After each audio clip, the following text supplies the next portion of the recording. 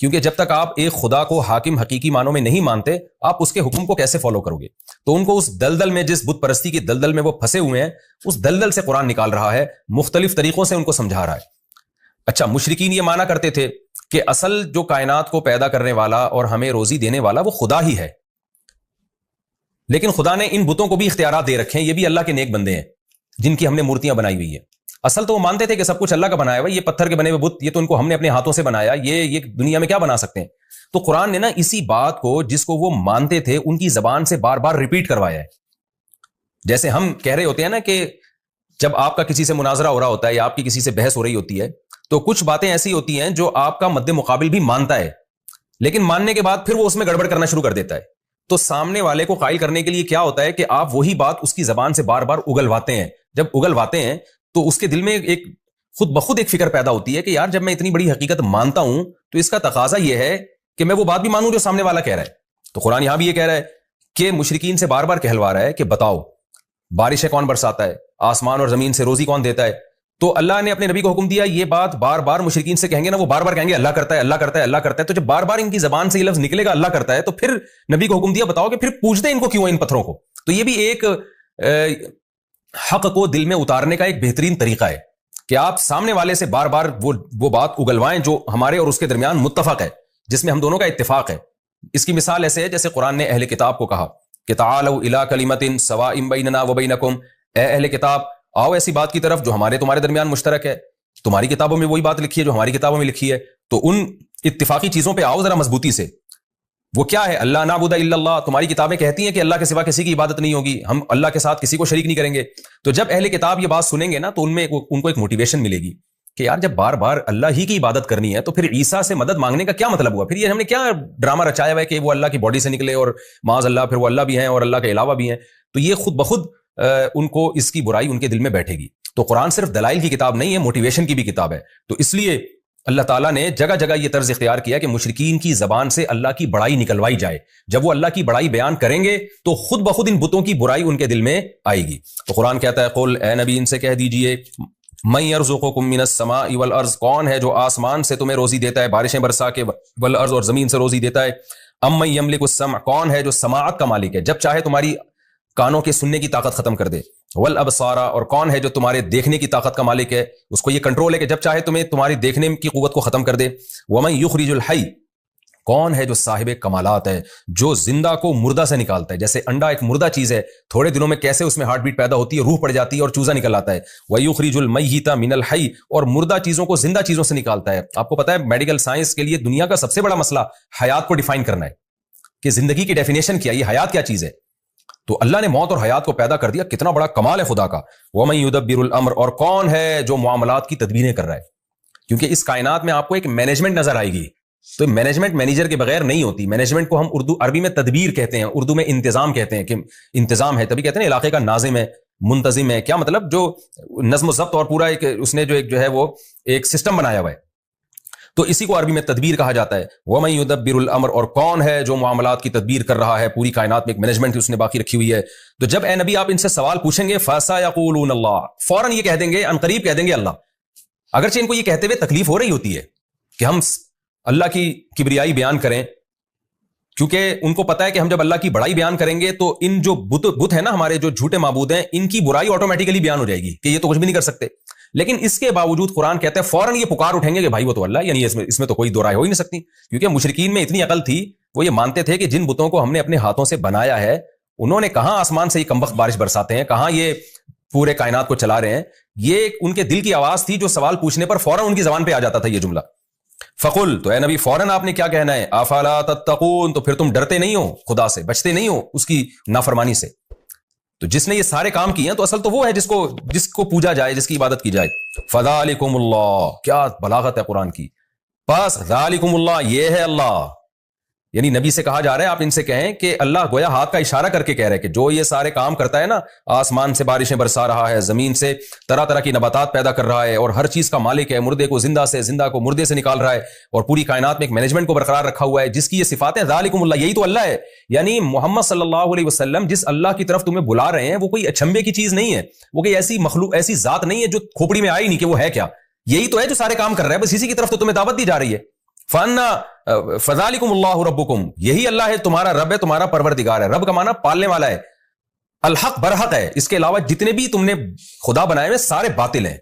کیسی بلاغت ہے. میں جب سورہ یونس پڑھا کرتا تھا نا جب طالب علمی کے دور میں، مجھے یہ آیت میں بڑا ایک لطف آتا تھا، ایک بڑا ایک وجد آتا تھا کہ کیسے اللہ نے اپنی صفات بیان کر کے کیسے اللہ نے کہا فذالکم اللہ، یہی تو اللہ ہے.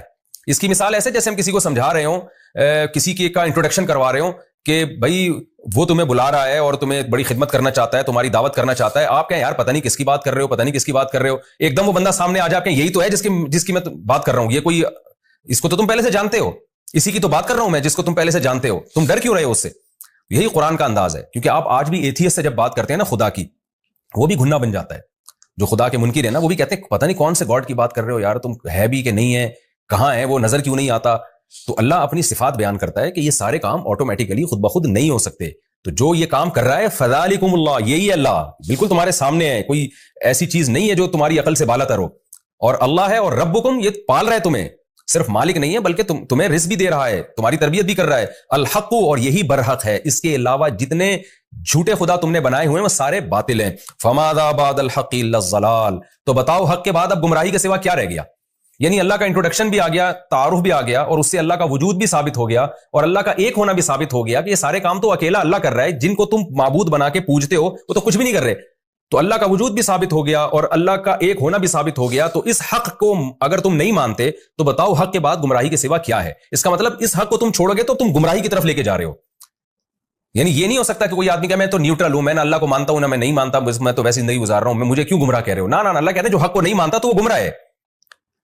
جو حق کو نہیں مانتا تو اس کا مطلب وہ گمراہ ہے. فماذا بعد الحق، تو بتاؤ کیا چیز ہے حق کے بعد، الا الضلال، سوائے گمراہی کے. تو اب جو براڈ مائنڈڈ بننے والے لوگ ہیں نا، جو لبرل بنتے ہیں کہ جی ہم کسی ایک طرف نہیں جاتے، نہ ہم خدا کے وجود کو مانتے ہیں نہ انکار کرتے ہیں، اور ہم تو یعنی اعتدال والی رائے اختیار کرتے ہیں. تو اللہ کہتے ہیں نہ، ایک چیز کا حق ہونا ثابت ہو جائے نا تو اس پہ ڈٹ جاؤ. چاہے لوگ تمہیں فنڈامنٹلسٹ کہیں، لوگ تمہیں دقیانوس کہیں، لوگ تمہیں بنیاد پرست کہیں، کچھ بھی کہیں. کیونکہ اگر اس حق کو تم نہیں مانتے تو پھر بیچ کا کوئی دوسرا راستہ نہیں ہے. حق کے علاوہ سب کچھ گمراہ ہے. تو اس کے علاوہ کوئی رائے رکھو گے تو وہ گمراہی والی رائے کہلائے گی. تم پھر معتدل نہیں کہلاؤ گے بلکہ تم گمراہ کہلاؤ گے. فماذا بعد الحق الا الضلال، تو بتاؤ حق کے بعد کیا رہ گیا ہے سوائے گمراہی کے. فانا تصرفون، تو تم کہاں پھرائے جا رہے ہو. تم اس حق کو چھوڑ کے کون ہے جو تمہیں کہیں اور لے کے جا رہے ہیں. دیکھیں یہ بھی پیسو وائس کا جملہ استعمال کیا. یہ نہیں کہا کہ فانا تصرفون تم کہاں پھر رہے ہو، بلکہ تم کہاں پھرائے جا رہے ہو. کیا مطلب، کون سی طاقت ہے جو تمہیں حق سے ہٹا کر کہیں اور لے کے جا رہی ہے. اس میں بھی بلاغت ہے. بلاغت یہ ہے کہ انسان کا ضمیر، اس کی عقل تو کہتی ہے کہ حق یہی ہے، لیکن کوئی غیر مرئی طاقتیں ہیں جو انسان کو ہٹا رہی ہوتی ہیں وہاں سے. وہ شیطان بھی ہو سکتا ہے، وہ آپ کا کلچر بھی ہو سکتا ہے، وہ آپ کے ملکی قوانین بھی ہو سکتے ہیں، وہ آپ کا انوائرمنٹ، اور بہت ساری اور چیزیں ہیں جو انسان کو، آپ کی خواہشات بھی ہو سکتی ہیں. وہ ساری چیزیں آپ کو ہٹا رہی ہوتی ہیں، کھینچ رہی ہوتی ہیں دوسری طرف. تو اللہ کہتے ہیں کہ آپ کو کہاں پھرایا جا رہا ہے، کہاں گھمایا جا رہا ہے. یعنی کوئی اور گھما رہا ہے آپ کو. سوچو کوئی اور گمراہ کر رہا ہے. گویا آپ تو گمراہ نہیں ہونا چاہتے لیکن ایسا لگتا ہے کوئی طاقت ہے جو آپ کو سیدھے راستے سے ہٹا رہی ہے. اس کے بارے میں غور کرو. كذلك حقت كلمة ربك على الذين فسقوا، اسی طرح جو فاسق لوگ ہیں، حدود کو کراس کرتے ہیں. حدود کا کیا مطلب، عقل کی بھی ایک حد ہے، ضمیر کی بھی ایک حد ہے، لیکن وہ تمام حدود کو کراس کر کے گمراہی کی طرف جو لوگ جاتے ہیں تو ان لوگوں پر اسی طرح رب کا کلمہ ثابت ہو جاتا ہے. وہ کلمہ کیا ہے کہ لا یؤمنون، یہ لوگ ایمان نہیں لے کر آئیں گے. یہ کلمہ ان پر ثابت ہو جاتا ہے، اللہ کا کلمہ، کہ یہ ہٹ دھرم لوگ سب کچھ مان کے بھی کہ اس کائنات کو چلانے والا اللہ، پیدا کرنے والا اللہ، اس کے بعد بھی وہ گمراہی کا راستہ اختیار کرتے ہیں. تو دیکھو اس طرح سے اللہ کی بات ان پر ثابت ہو جاتی ہے. لیکن کن پر؟ جو حدود کو کراس کرتے ہیں.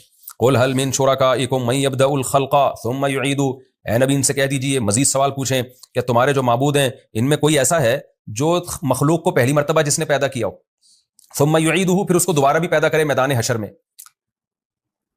تو فرسٹ ٹائم بھی نہ کسی نے پیدا کیا اور دوبارہ پیدا کرنا تو سوال ہی پیدا نہیں ہوتا. قل اللہ، آپ ان سے کہہ دیجئے اللہ ہی ہے، یبدأ الخلق، جو مخلوق کو پہلی دفعہ پیدا کرتا ہے، ثم یعیدہ، پھر دوبارہ بھی پیدا کرے گا. اچھا یہاں آپ ایک بلاغت کا نقطہ دیکھیں. جب پہلے سوالات کیے گئے تھے کہ جو کون ہے جو آسمان سے روزی برساتا ہے، کون ہے جو زندہ کو مردہ سے نکالتا ہے، تو قرآن نے کہا فوراً یہ کہیں گے فسیقولون اللہ، اللہ یہ کام کرتا ہے. لیکن یہاں پر کیا ہے، جب ان سے سوال پوچھا گیا کون ہے جس نے مخلوق کو پہلی دفعہ پیدا کیا اور دوبارہ بھی پیدا کرے گا، اب یہاں قرآن نے یہ نہیں کہا کہ فسیقولون اللہ، یہ فوراً کہیں گے اللہ، وجہ اس کی یہ تھی کہ دوبارہ پیدا کرنے کے یہ قائل نہیں تھے بہت سارے مشرکین. وہ کہتے تھے پہلی دفعہ تو اللہ نے پیدا کیا، دوبارہ نہیں کرے گا. تو اس لیے اللہ نے اپنی بات بھی آگے بڑھا دی کہ صرف فرسٹ ٹائم نہیں ہے، دوبارہ بھی میں پیدا کروں گا.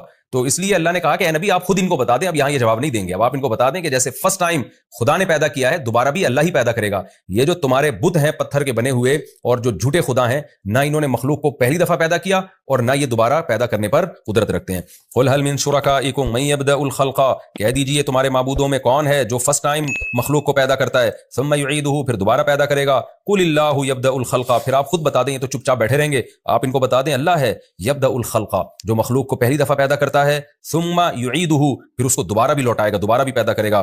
فأنا تؤفکون، تو تم کہاں پھرائے جا رہے ہو؟ دوسری دفعہ چلو پیدا کرنے کے قائل نہیں، لیکن فرسٹ ٹائم تو مانتے ہو نا اللہ نے پیدا کیا، تو اس اللہ کو چھوڑ کر کن جھوٹے خداؤں کے پیچھے لگے ہوئے ہو؟ قل هل من شرکائکم من یہدی الی الحق، یہ بھی بڑی دلچسپ آیت ہے. آپ بتا دیجئے تمہارے معبودوں میں کون ہے ایسا ہے، من یہدی الی الحق، جو حق کی طرف رہنمائی کرتا ہے. جتنے جھوٹے خدا دنیا میں ہیں، کوئی گائیڈنس ہے؟ وہ ہمیں بتا سکتے ہیں کہ صحیح کیا ہے غلط کیا ہے؟ اور جو اللہ ہے وہ تو ہمیں حق بتا رہا ہے. وہ بتا رہا ہے زنا بری چیز ہے، نکاح بری چیز نہیں ہے، سود بری چیز ہے، تجارت بری چیز نہیں ہے، شراب بری چیز ہے، اور حلال اور پاکیزہ اموال بری چیز نہیں ہے. وہ تو ہمیں جگہ جگہ گائیڈ کر رہا ہے. رشتہ داری توڑنا بری چیز ہے، جوڑنا اچھی چیز ہے. وہ ہمیں نماز بھی بتا رہا ہے کہ ایسے رب کی عبادت کرنی ہے، حج ایسے کرنا ہے، قربانی ایسے کرنی ہے. گائیڈنس آپ کو اسلام میں جگہ جگہ گائیڈنس ملے گی اور بہترین ہدایت ملے گی. تو قرآن کہہ رہا ہے کہ ان سے کہیں کہ ایک تو خدا ہے جو تورات میں، انجیل میں، قرآن میں گائیڈ کر رہا ہے، جس نے ابراہیم علیہ السلام کے ذریعے گائیڈ کیا لوگوں کو، بتایا صحیح کیا ہے غلط کیا ہے. اور ایک تمہارے جھوٹے معبود ہیں جو کمبخت ہزاروں سال سے چپ بیٹھے ہوئے ہیں، پھوٹتے نہیں ہیں منہ سے کچھ بھی. اور اگر کوئی ان میں زندہ معبود ہو وہ گائیڈ بھی غلط کر رہا ہوتا ہے. تو اب بتاؤ کس سے محبت کی جائے گی، کس کی عبادت کی جائے گی؟ قل هل من شرکائکم، آپ ان سے کہہ دیجئے کیا ہیں تمہارے معبودوں میں سے من، کوئی ایسا معبود ہے یہدی الی الحق، جو سیدھے راستے کی رہنمائی کرتا ہو. یہ یہاں بھی چپ بیٹھیں گے، کیونکہ یہاں بھی یہ فوراً اگر یہ کہہ دیتے نا، یہاں چونکہ ان کو توہین محسوس ہو رہی ہے، اگر کہہ دیں گے نہیں ہمارے معبود تو سیدھا راستہ دکھا ہی نہیں سکتے. تو ابے بھائی جب تمہارے معبود تمہیں گائیڈ ہی نہیں کر سکتے تو وہ تمہارے رہنما کیسے بن گئے، تمہارے لیڈر کیسے بن گئے وہ؟ اور ان کو تم فالو کیسے کرو گے؟ فالو لیڈر کو کیا جاتا ہے نا، تو لیڈر ہونے کی صلاحیت ہوگی تو فالو کیا جائے گا. تو اس لیے اللہ کو فالو کرو، کیونکہ فالو اس کو کیا جاتا ہے جو سیدھا راستہ دکھا رہا ہو. جو بیچارہ خود گائیڈنس کا محتاج ہو وہ لیڈر کیسے بن سکتا ہے؟ اس کو فالو کیسے کیا جائے گا؟ قل اللہ یہدی للحق، آپ ان کو کہہ دیجئے اللہ ہے جو سیدھے راستے کی طرف رہنمائی کرتا ہے. اب قرآن یہ مقدمہ قائم کر کے، یہ دلیل قائم کر کے ایک اور بات پر استدلال کر رہا ہے کہ جو سیدھے راستے کی رہنمائی کرتا ہے بھلا وہ اس بات کا زیادہ حقدار ہے کہ اس کی اتباع کی جائے، یا جو بیچارہ خود جس کے پاس سیدھا راستہ نہ ہو جب تک کہ اس کو کوئی راستہ نہ بتائے. تو جو لیڈر ہی گائیڈنس کا محتاج ہے تو عوام اس کو کیسے فالو کرے گی؟ تو فالو اس کو کیا جاتا ہے جس کو سیدھے راستے کا پتہ ہو اور بتا رہا ہو. تو یہ صفت اللہ کے علاوہ کسی میں نہیں پائی جاتی. اور آج کے حالات میں تو آپ دیکھ لینا، جن قوموں کو ہم فالو کر رہے ہیں وہ خود ہدایت کی محتاج ہیں. کیسے کیسے قوانین وہ اپنے ملکوں میں پاس کر رہے ہیں. شراب کو انہوں نے لیگل کیا ہوا ہے، زنا کو لیگل کیا ہوا ہے. یہ تو خود ہدایت کی محتاج ہے اور آج ہم نے ان کو لیڈر بنایا ہوا ہے. تو یہ آیت ان لوگوں کے لیے بھی ہے جو اسلام کو چھوڑ کر، خدا کو چھوڑ کر کسی اور قوم کو اپنا لیڈر سمجھتے ہیں اور اس کو فالو کرتے ہیں اور اس کی اتباع میں عزت محسوس کرتے ہیں. قرآن کہتا ہے افمن یہدی الی الحق، بھلا وہ ذات جو حق کی طرف رہنمائی کرے، احق، وہ زیادہ حقدار ہے، ان یتبع، کہ اس کی اتباع کی جائے، ام من، یا وہ زیادہ حقدار ہے، لا یہدی، جو خود سیدھے راستے پر نہ ہو، الا ان یہدا، الا یہ کہ اس کو ہدایت دی جائے. یعنی جب تک کہ اس کو ہدایت دی نہ جائے، وہ خود سیدھا راستہ متعین نہ کر سکتا ہو، تو اس کو کہاں سے فالو کیا جائے گا؟ فالو اس کو کیا جائے گا جو تمہیں سیدھا راستہ بتاتا ہے، اور وہ اللہ کے سوا کوئی بھی نہیں. فما لکم، تو تمہیں کیا ہو گیا، کیف تحکمون، تم کیسے فیصلے کر رہے ہو کہ خدا کو چھوڑ کر، یعنی خدا کے علاوہ کسی کو بھی آپ لیڈر بنائیں گے نا تو یہ آیت سب پہ صادق آ رہی ہے. تو اس لیے قرآن کا یہ دعویٰ ہے کہ فالو صرف اللہ کو کیا جائے گا. خوب سمجھ لیں، محمد صلی اللہ علیہ وسلم کو جو فالو کیا جاتا ہے نا، آپ کی ذات کی وجہ سے نہیں، بلکہ اس لیے کہ آپ اللہ کا قانون لوگوں کو بتا رہے ہیں. ورنہ نبی صلی اللہ علیہ وسلم کی شخصیت بھی مقصود نہیں ہے. یہ بھی قرآن میں جگہ جگہ مضمون پہلے آ چکا ہے، کیونکہ آپ نے بار بار یہ بات کہی ہے قرآن میں کہ اے نبی آپ ان کو بتا دیجئے کہ میں بھی اس قانون کا پابند ہوں جو مجھ پر لازم ہو رہا ہے، مجھ پر نازل ہو رہا ہے. اگر میں اس کو فالو نہیں کروں گا تو مجھے بھی اللہ کے عذاب کا ڈر ہے. تو اس سے پتہ چلتا ہے ہم جو نبی کو فالو کرتے ہیں اس لیے کہ نبی اللہ کے حکام ہمیں بتاتے ہیں، وہ اللہ کی مرضی کے خلاف نہیں چلاتے. ورنہ اصل مقصد جو اسلام کا دعویٰ ہے صرف اور صرف اور صرف اللہ ہی ہے جو اس قابل ہے کہ اس کی اتباع کی جائے. اللہ کے علاوہ کوئی قابل اتباع نہیں ہے. وما يتبع اکثرهم الا ظنا، ان میں سے اکثر لوگ گمان کو فالو کرتے ہیں، دلیل کو فالو نہیں کرتے. گمان کیا ہے کہ کسی بابے نے، بزرگ نے کہہ دیا کہ یہ معبود ہے، اس کو فالو کرو، کسی نے کوئی قانون سازی کر کے دے دی، کوئی اس کو فالو کر رہا ہے. میں یہ ظن کی بحث پچھلے لیکچروں میں بہت ڈیٹیل سے بتا چکا ہوں کہ قرآن میں جو ظن کا لفظ ہے کتنے معنوں میں استعمال ہوتا ہے. تو یہاں جب ظن ہے نا، اس سے وہ ظن مراد ہے جس ظن کے پیچھے کوئی دلیل نہ ہو. زن اور گمان کی دو قسمیں، ایک زن وہ جو ناشی یعنی دلیل ہوتا ہے، اس کے پیچھے کوئی نہ کوئی دلیل ہوتی ہے، اور ایک وہ زن ہوتا ہے جو اٹکل پچو، وہ ہوائی باتیں، فلاں سے سن لیا، جیسے آج کل ہے نا کالی بلی آگے سے گزر گئی تو یہ ہو جاتا ہے، کوا بیٹھ گیا تو یہ ہو جاتا ہے، جو فضول قسم کی چیزیں جن کے نہ کوئی سر نہ پیر. تو اللہ کہتے ہیں یہ لوگ بھی زیادہ تر زن ہی کو فالو کر رہے ہیں، اور خدا کو جس کے برحق ہونے کے بے شمار دلائل ہیں اس کو فالو نہیں کر رہے، تو گمان کو فالو کر رہے ہیں. ان الظن لا یغنی من الحق شیئا، تو اس طرح کے جو زن ہیں جن کی کوئی پیچھے دلیل نہیں ہوتی، یہ حق کا ذرا بھی فائدہ نہیں پہنچاتے، اس سے انسان کبھی بھی حق تک نہیں پہنچ سکتا. ان اللہ علیم بما یفعلون، جو کچھ یہ لوگ کر رہے ہیں اللہ اس سے باخبر ہے. وما كان هذا القرآن ان يفترى من دون اللہ، اور یہ قرآن بھی ایسا نہیں ہے کہ اللہ کے سوا، اللہ کے علاوہ سے گھڑ دیا جائے اس کو، یعنی اللہ کے علاوہ کسی مخلوق کے ذریعے اس کو گھڑے کے لوگوں کے سامنے لا کے پیش کر دیا جائے، کوئی شاعر ہو جو یہ کلام پیش کر دے، ایسا بھی نہیں ہے. ولکن تصدیق الذی بین یدی، کیونکہ نبی جب یہ قرآن پڑھتے تھے نا تو بلاغت تو اس میں بلا کی ہے، یہ عجیب آیتیں، مشرکین بڑے ہل جاتے تھے اندر سے. قرآن کہتا تھا من یرزقکم من السماء والارض، کون ہے جس نے آسمان اور زمین سے تمہیں رزق دیا، کون ہے جو تمہیں سیدھا راستہ دکھاتا ہے. تو لیڈر تو وہی ہو سکتا ہے جو سیدھا راستہ دکھائے. تو مشرکین کے ذہن میں ایک وہم آ سکتا تھا، وسوسات آ سکتا تھا، اور ہر دھرمی میں بھی یہ بات کہتے تھے کہ محمد صلی اللہ علیہ وسلم نے کلام گھڑ لیا ہے اپنی طرف سے، بڑا زبردست خوبصورت کلام کرتے ہیں، ہمارے سامنے دلائل کے انبار لگاتے ہیں، تو یہ بڑے بہترین شاعر ہیں، بڑی بلاغت ہے ان کے کلام میں، گھڑ لیا انہوں نے. تو قرآن اس کا بھی جواب دے رہا ہے کہ یہ شیطان تمہیں خدا کے کلام سے ہٹا رہا ہے، اللہ تم سے کلام کر رہا ہے، باتیں کر رہا ہے، تمہیں سمجھا رہا ہے، اور تم اب جب تمہارے پاس دلائل سے جواب نہیں ہے تو تم کیا کہتے ہو، یہ اللہ کا نہیں ہے، محمد صلی اللہ علیہ وسلم کا کلام ہے. قرآن کہتا ہے ایسا نہیں ہے، یہ قرآن ایسا نہیں ہے کہ اللہ کے علاوہ سے گھڑ لیا گیا ہو. ولکن تصدیق الذی، یہ تو تصدیق کر رہا ہے ان کتابوں کی جو اس سے پہلے گزر چکی ہیں. گھڑی ہوئی بات ہمیشہ نہیں ہوتی ہے، پچھلوں کی نقل نہیں ہوتی. وہ تو تورات کا بھی یہی مضمون ہے، انجیل کا بھی یہی مضمون ہے، اور قرآن کا بھی یہی مضمون ہے. اگر محمد صلی اللہ علیہ وسلم نے گھڑنا ہوتا نا تو اس کی آیتیں میچ کیوں کر رہی ہوتی تورات اور انجیل سے. ایک بڑے اسکالر گزرے ہیں ہندوستان میں، خطبات بہاولپور کے نام سے، ڈاکٹر حمید اللہ، ان کی بڑی ریسرچ ہے آسمانی کتابوں پہ بھی، انتقال ہو گیا، اللہ ان کی مغفرت فرمائے. خطبات بہاولپور کے نام سے ان کے بڑے زبردست لیکچرز ہیں، میں نے بچپن میں پڑھے تھے. وہ ان کی دنیا میں ٹریولنگ بہت ہے، انہوں نے تورات انجیل پر بھی بڑی ریسرچ کی ہے. انہوں نے یہ بات اپنے مقالے میں لکھی ہے کہ آج دنیا بھی اس پر حیران ہے کہ قرآن، تورات اور انجیل، ان میں ان کا جو انداز بیان ہے نا وہ سیم ہے. حالانکہ تورات کہاں نازل ہو رہی ہے؟ ارض شام میں، اور عیسائیوں اور یہودیوں کا محمد صلی اللہ علیہ وسلم سے کوئی لنک تھا ہی نہیں. عربوں سے، جو مکہ کے عرب ہے نا، مدینہ میں تو پھر بھی تھے، مکہ میں سے تو ان کا اہل کتاب کا کوئی تعلق ہی نہیں تھا. لیکن مکہ کا ایک یتیم بالکل اسی انداز سے کلام پیش کر رہا ہے جو موسیٰ کلیم اللہ کر چکے ہیں اور جو عیسیٰ روح اللہ کر چکے ہیں. تو یہ خود قرآن کے لیے قرآن کے برحق ہونے کی ایک بہت بڑی دلیل ہے. تو قرآن کہتا ہے ولکن تصدیق الذی، یہ تو ان مضامین کی تصدیق کرتی ہے جو اس سے پہلے گزر چکی ہیں، سیم مضامین ہے، جیسے وہ اللہ کی کتاب تھی یہ بھی اللہ کی کتاب ہے. وتفصیل الکتاب، اور اس میں ضروری احکام ہم نے تفصیل سے بیان کر دیے ہیں. لا ریب فیہ، اس کے اللہ کی طرف سے ہونے میں کوئی شک نہیں ہے. من رب العالمین، رب العالمین کی طرف سے ہے. ام یقولون افترا، کیا یہ لوگ کہتے ہیں کہ اللہ نبی نے یہ کلام گھڑ لیا ہے. قل فاتوا بسورۃ مثلہ، اے نبی ان سے کہہ دیجئے تم بھی اس جیسی کوئی صورت بنا کے لے آؤ. گھڑنے پر تو کوئی تم پہ پابندی نہیں ہے نا، تم بھی ایسا کلام بنا کے لے آؤ، لوگ متاثر ہوں گے، تم بھی جھوٹی نبوت کا دعویٰ کر دو. وادعوا من استطعتم، اور تمہارا تو دعویٰ ہے محمد صلی اللہ علیہ وسلم نے اکیلے بنا لیا ہے، ہم تمہیں چیلنج کر رہے ہیں کہ تم سارے شعراء کو اکٹھا کر لو، سارے خطیبوں کو جمع کر لو، اللہ کے علاوہ جو تمہیں ملتی ہے مخلوق لے آؤ، ان کنتم صادقین، اگر تم اپنے دعوے میں سچے ہو. آگے قرآن کہتا ہے بل کذبوا، اصل بات یہ ہے کہ قرآن کے بارے میں یہ نہیں کہ ان کو دلائل سے لگاؤ کہ یہ جھوٹا کلام ہے، نہ، اصل بات یہ ایسی چیز کا انکار کر رہے ہیں لم یحیطوا بعلمہ، کہ ان کے علم میں اس کا احاطہ ہی نہیں کیا ہے، انہوں نے اس کے بارے میں تحقیق ہی نہیں کی، غور و فکر ہی نہیں کیا ہے، گمان سے بس انکار کر رہے ہیں. اور دوسری وجہ یہ لما یاتہم تاویلہ، انہوں نے اس انکار کا انجام بھی نہیں دیکھا، وہ آیا ہی نہیں، ان کو سزا ملی نہیں اب تک.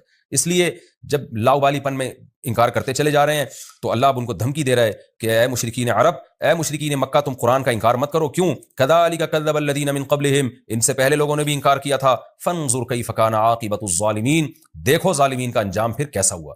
تو تمہارا بھی پھر وہی انجام ہو سکتا ہے. تو دلائل سے تو اللہ بات کر رہے ہیں، اللہ تعالیٰ دھمکیاں بھی دے رہے ہیں ساتھ ساتھ، کہ یہ ہلکی بات نہیں ہے کہ جس کا دل چاہے ایمان لے آئے، جس کا دل چاہے رد کر دے، نہ، تمہیں غور و فکر کر کے ایمان لانا پڑے گا. پھر نبی کو تسلی دی جا رہی ہے، کیونکہ نبی صلی اللہ علیہ وسلم بہت پریشان ہوتے تھے، سب ایمان کیوں نہیں لے کر آتے، اتنی واضح آیات ہیں. اللہ نے فرمایا ومنہم من یؤمن بہ، کچھ ان میں سے ایسے ہیں جو ایمان لائیں گے اور لاتے ہیں، ومنہم من لا یؤمن بہ، اور کچھ ایسے ہیں جو نہیں لے کر آئیں گے. تو آپ نے اپنا کام جاری رکھنا ہے، یہ لالچ نہیں رکھنی کہ سارے مسلمان ہو جائیں، یہ ممکن نہیں ہے. وَرَبُّكَ أَعْلَمُ بِالْمُفْسِدِينَ، جو مفسد لوگ ہیں جو ایمان نہیں لے کر آئیں گے اللہ ان کو خوب جانتا ہے، خود ہی نمٹ لے گا ان سے. یہ ہمارا جناب رکوع نمبر 4 اور 9 تفسیر کے لحاظ سے کمپلیٹ ہوا. میں انشاءاللہ اس کا مختصر خلاصہ پیش کر دیتا ہوں. پہلی آیت میں ہمیں اللہ نے بتایا کہ اللہ کی صفات ہیں، آسمان سے رزق برساتا ہے. دیکھیں قرآن کا جو دلائل کا انداز ہے وہ منطقیانہ نہیں ہے، وہ نیچرل ہے. تو نیچرل یہی ہے کہ قرآن اس کائنات میں ہونے والے تغیرات کو بیان کرتا ہے کہ یہ خود بخود کیسے ممکن ہے، یہ آٹومیٹیکلی نہیں ہو سکتے، یہ سب کچھ اللہ کر رہا ہے. تو مشرکین کی زبان سے نکلوایا جا رہا ہے اللہ کا تعارف، اور پھر نفی کی جا رہی ہے کہ جب اللہ کر رہا ہے تو پھر ان معبودوں کو تم کیوں پوجتے ہو؟ تو پہلا مضمون تو اس کا توحید ہوا کہ سب کچھ کرنے والی ذات اللہ کی ہے، لہذا پکارا بھی اسی کو جائے گا اور عبادت بھی اسی کی جائے گی۔ دوسری بات ہمیں کیا پتہ چلی کہ پہلی مرتبہ اللہ نے پیدا کیا۔ مشرکین جو شرک کرتے تھے ان کی میں بھی اتنی کھوپڑی تھی کہ خود بخود کائنات پیدا نہیں ہو سکتی، تو وہ یہ مانتے تھے کہ فرسٹ ٹائم اللہ نے پیدا کیا، اختلاف اس میں کرتے تھے کہ دوبارہ پیدا ہوگا کہ نہیں، یہ ہوگی کہ نہیں ہوگی۔ تو آج کا جو ملحد ہے وہ بالکل ہی بے عقل ہے، وہ کہتے ہیں کائنات خود خالق ہے، یعنی کائنات نے اپنے آپ کو خود پیدا کر لیا۔ یہ تو پاگلوں والی بات ہے بالکل۔